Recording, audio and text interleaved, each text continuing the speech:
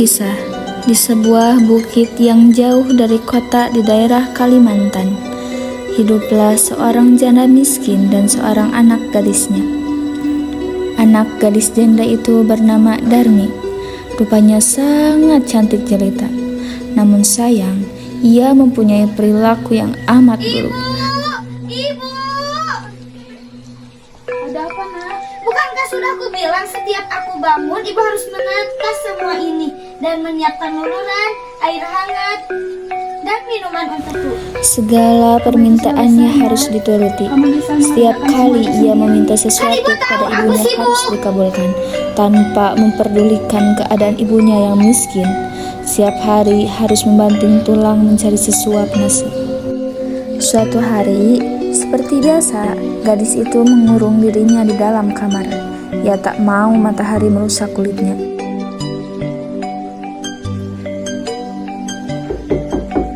Darmi, ayo bantu ibu bekerja di sawah. Enggak, Bu, nanti kalau kuku dan kulitku kotor gimana? Apa kamu tidak kasihan sama ibu? Apa sih, Bu? Aku lagi dandan. Sang ibu hanya mengelus dada. Hatinya gelisah. Kesibukan mempercantik diri, hanya itulah yang selalu dilakukan putrinya yang pemalas itu. Matahari mulai memancarkan sinarnya. Sang ibu pun mulai bersiap-siap untuk berangkat ke sawah. Akhirnya sang ibu pergi ke sawah sendirian. Setelah ibu pulang dari sawah, Darmi langsung menghampirinya. Upahnya mana?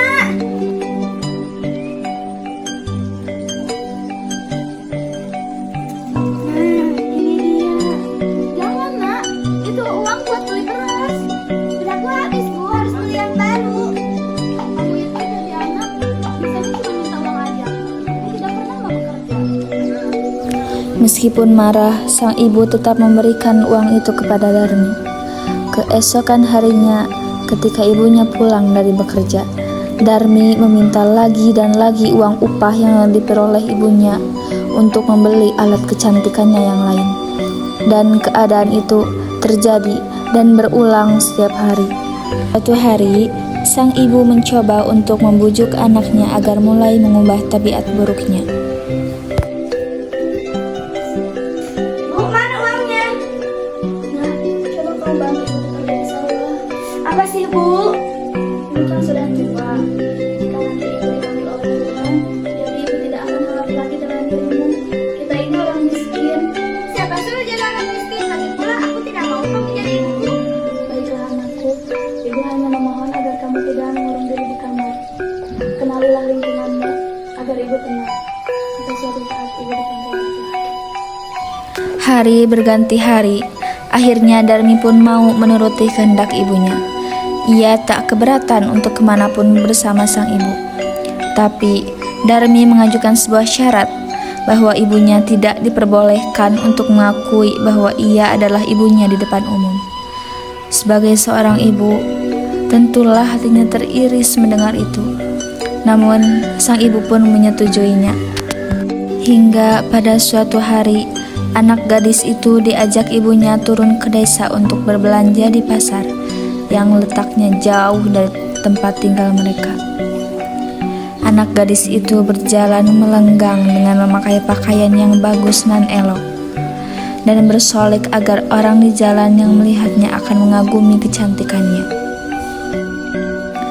Ketika mereka mulai memasuki desa, orang-orang desa memandangi mereka.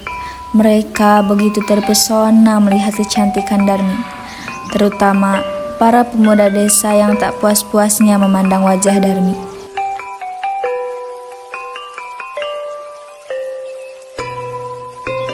Hai Darmi, kamu mau kemana? Aku mau ke pasar. Ya siapa? Ibumu ya? Oh, ini pembantuku. Mana mungkin aku punya ibu seperti dia. Kusan, berbeda dengan penampilanku. Sana, jauh-jauh dariku.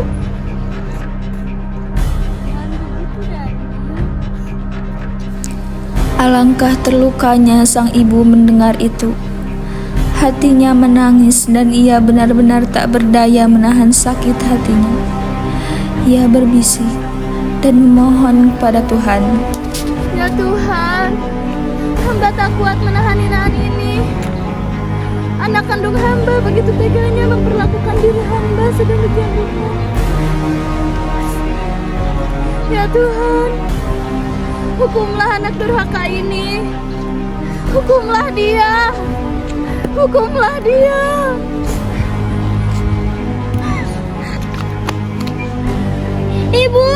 Ibu, kenapa kakiku tidak bisa gerak, Bu?